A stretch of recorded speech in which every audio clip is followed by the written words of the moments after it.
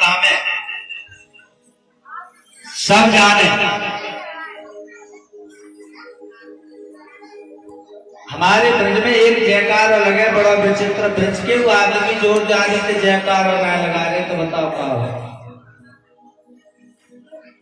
ब्रज की तो बात ही अलग है। हाँ? जय जय श्री राम है।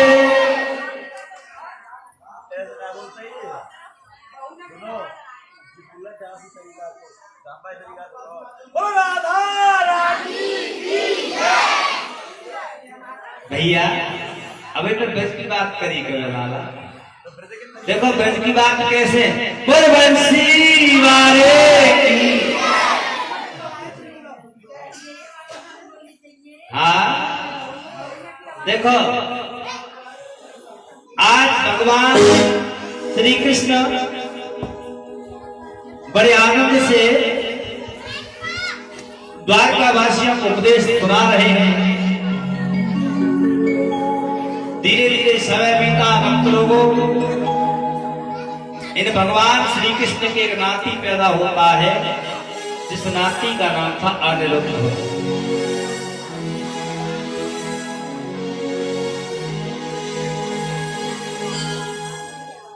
इधर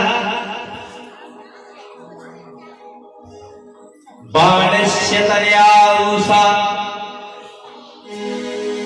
मुपयेने अधोत्तमः तत्र युक्तमघोरघोरम् हरिशङ्करयोर्मरहतः।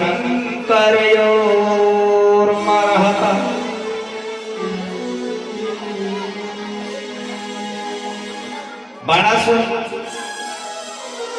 की एक कन्या थी, उस कन्या का नाम था उषा। इधर भगवान श्री कृष्ण का एक नाती, जिस नाती का नाम था अनिरुद्ध। धीरे धीरे समय बीता,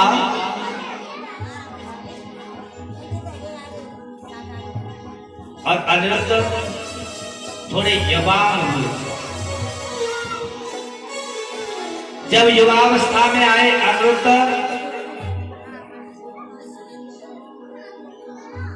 बाणासुर की जो कन्या थी उषा, उसकी एक सहेली थी, जिस सहेली का नाम था चित्रलेखा। चित्रलेखा तमाज्ञायः पौत्रं कृष्णस्य योगिनी। उषा की जो सहेली थी, उस सहेली का नाम था चित्रलेखा, और चित्रलेखा को यह वरदान था कि तू चाहे जिसका चित्र बना सकती है। और ये भी वरदान था कि चित्र तो बनाएगी, ध्यान रखना अगर ज्यादा देर वह चित्र ठहर गया तो वह चित्र सजीव हो जाएगा।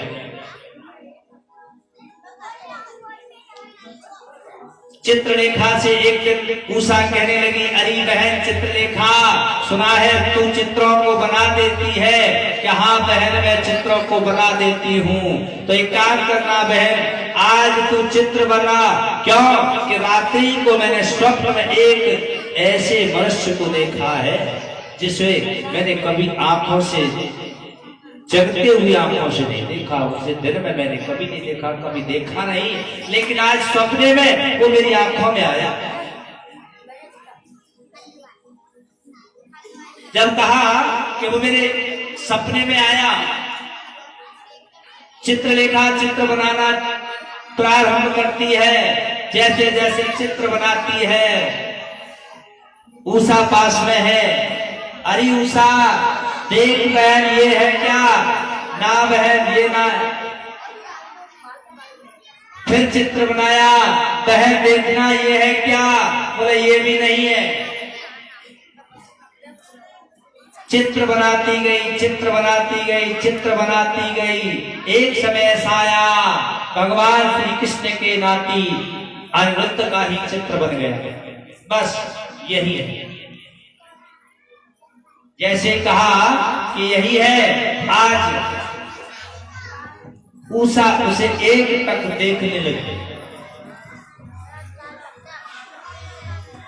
टकटकी लगा के जैसे देखने लगी, वरदान पूरा होना था, वह चित्र आज मनुष्य रूप में परिवर्तित हो गया।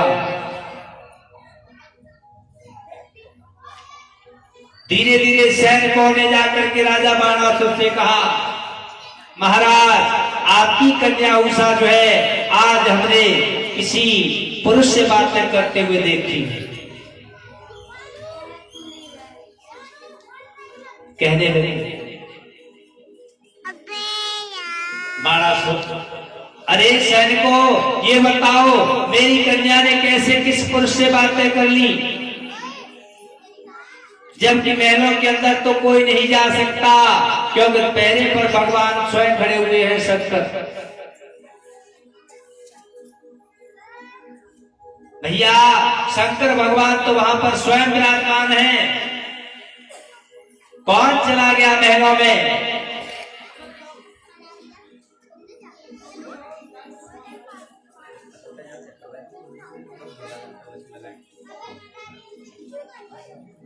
जब ये कहा, सैनिक बोले महाराज हम आपसे सत्य कह रहे हैं।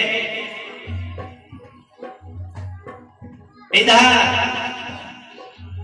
बाणासुर ने क्या काम किया, भगवान श्री कृष्ण के पौत्र अनिरुद्ध को बंदी बना लिया।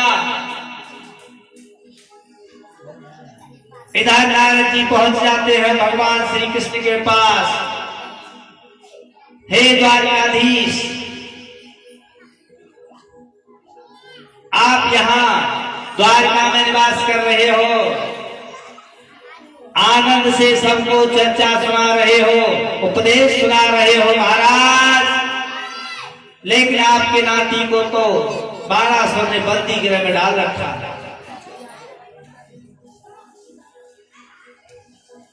भक्त लोगों भगवान ऐसा सुनकर के चलते हैं।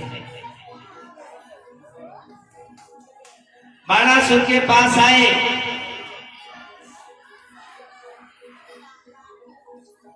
बाणासुर से कहा, अरे भैया तुम्हारे यहां पर हमारा नाती है, उस नाती को मुक्त कर दो कैद से। बाणासुर नहीं माने। भक्त लोगों भगवान श्री कृष्ण का और बाणासुर का युद्ध होने का समय आ गया। भगवान कृष्ण कहने लगे, शंकर भगवान दरवाजे पे हैं, युद्ध करूं तो करूं कैसे? तुरंत भक्त लोगों भगवान श्री कृष्ण ने मोहिनी रूप धारण कर लियो, और भगवान शंकर तो वह मोहिनी रूप पे मोहित है गए। जैसे ही मोहिनी रूप पे मोहित रहे, आज भगवान कृष्ण बाणासुर से युद्ध करने लगे। भक्त लोगों युद्ध करते करते एक समय ऐसा आया, बाणासुर के दो हाथों को काट दिया। बाणासुर फिर युद्ध करने लगा। फिर भगवान भारी पड़ने लगे। तब एक समय ऐसा आया, बाणासुर कहने लगा, महाराज त्राय माम त्राय माम त्राय,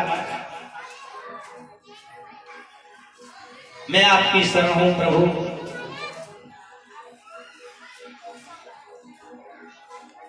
हे महाराज आप मुझको क्षमा कर दीजिए, लो अपने पौत्र को आप ले जाओ और मेरी जो कन्या है उषा या को भी अपने साथ ले जाओ। श्री सुखदेव जी कहने लगे इस प्रकार भक्त लोगों, भगवान श्री कृष्ण के नाती अनिरुद्ध का विवाह उषा के साथ हुआ। वृंदावन बिहारी लाल की जय। श्री सुखदेव जी कहने लगे, ही राजा परीक्षित, भैया ध्यान से सुन, और ऐसी ऐसी कथा तुझे आज मैं सुनाऊंगा, सुन।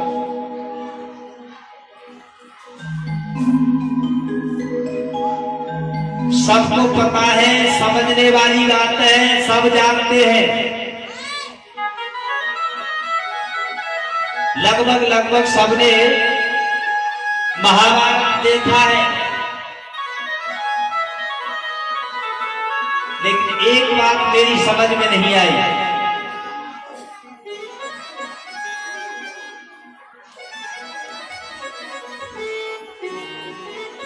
कौन सी बात समझ में नहीं आई? समझना और सोचना। जब भगवान श्री कृष्ण पांडवों के रखवाले बने थे,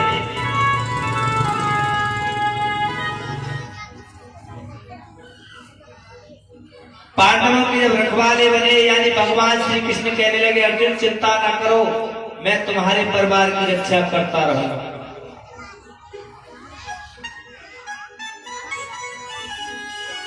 आज सोचने का विषय यह है, अर्जुन को बचा लिया भगवान,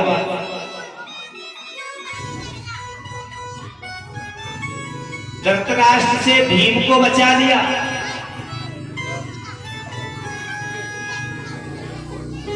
लेकिन भगवान ने अभिमन्यु को कौन क्यों नहीं बचाया?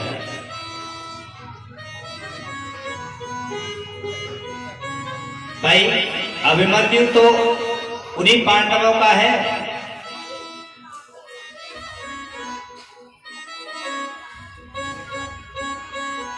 वो क्यों नहीं बचाया? भक्त लोगों, भगवान श्री कृष्ण चाहते तो अभिमन्यु को बचा सकते थे, लेकिन जिस समय भगवान श्री कृष्ण पृथ्वी पर आए, उससे आने से पहले कहा, अरे भैयाओ, सभी देवी देवता हमारे पास आओ, हम जो है पृथ्वी पर जा रहे हैं, आप अपने अपने अंशों द्वारा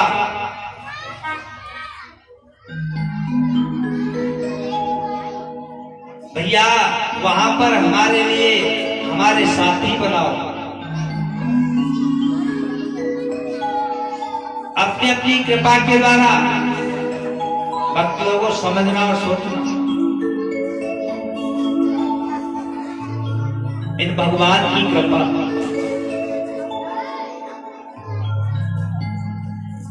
तो देखिए, धर्मराज से युधिष्ठिर का प्रादुर्भाव, वायु से भीम का,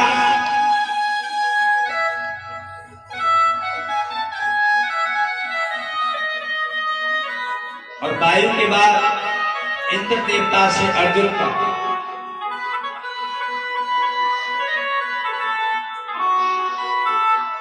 एक और बात, जब अभिमन्यु का नंबर आया, ध्यान रखना,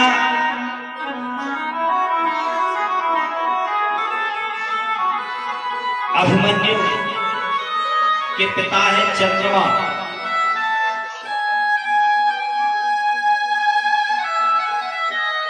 जब चंद्रमा से कहा गया, महाराज, अरे ओ चंद्रदेव, चलो भैया तुम भी हमारे साथ में अपने बच्चे भेजो, अपना अंश भेजो। बोले महाराज मैं भेज तो दूंगा, लेकिन उसमें एक शर्त है। बोले कौन सी शर्त है? बोले आप केवल मेरे बच्चे को 13 वर्ष के लिए ले जाओ।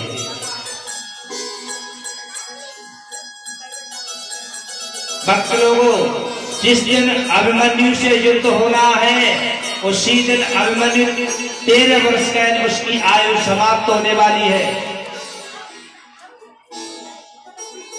चंद्रमा से वचन था भगवान श्री कृष्ण का, चिंता ना करो,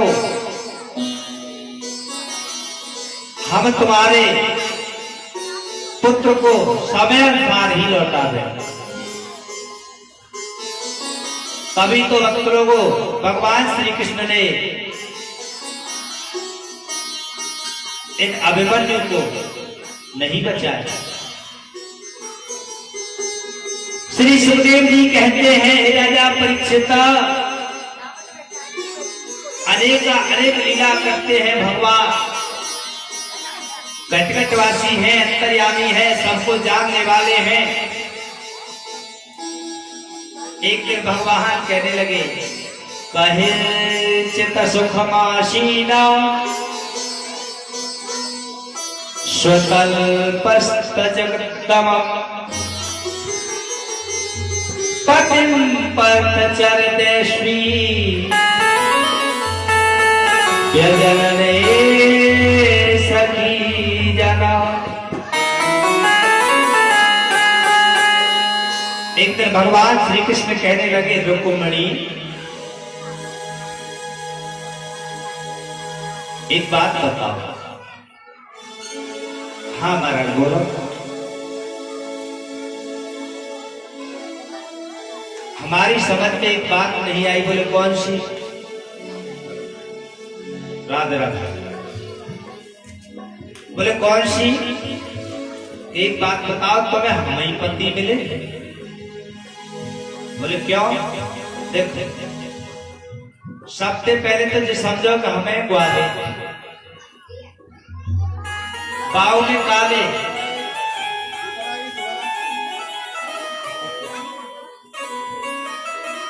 हम ग्वाले और बाव में काले।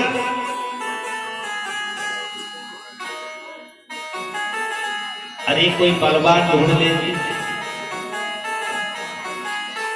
कोई गोरा ढूंढ लेती, तुम्हें हमें मिले। भगवान बोले, जब इतने वचन तो रुक्मिणी बोली, महाराज बस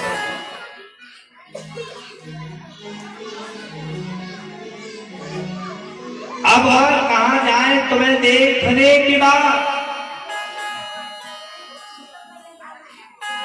अपना इसे बनाए तुम्हें देखने की बात। अच्छा, जिसको भगवान मिल जाते हैं उसे फिर कुछ आवश्यकता नहीं रहती।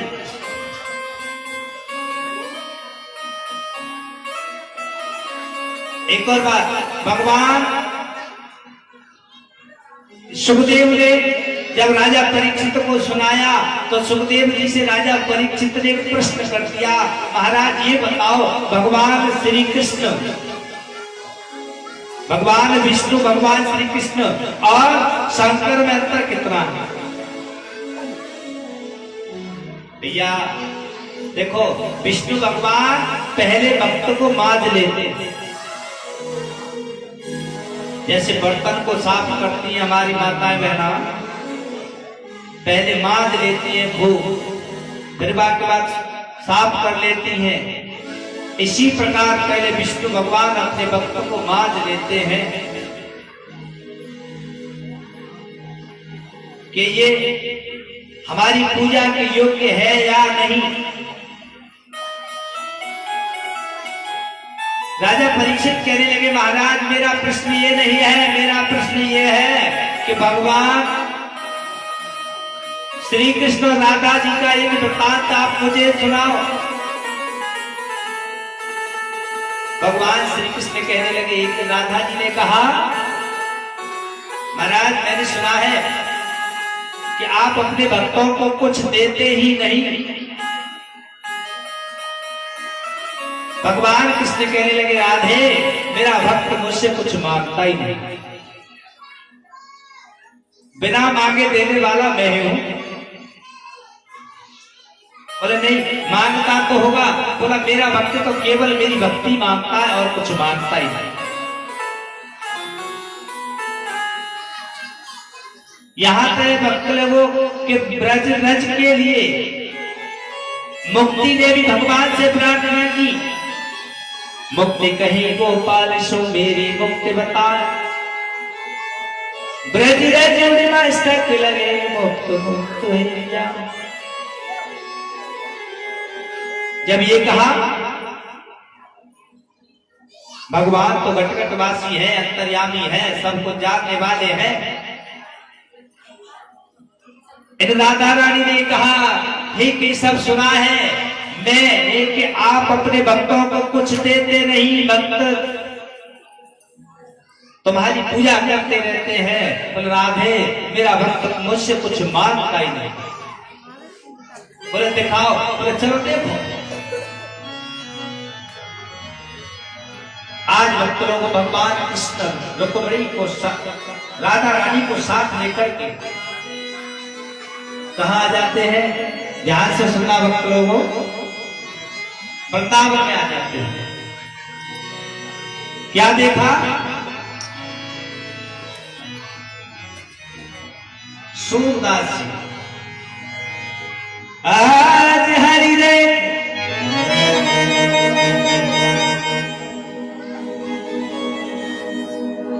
सूरदास जी बड़े ऐसे थे बेचारे, उनको केवल भगवान की भक्ति में लगा रखा।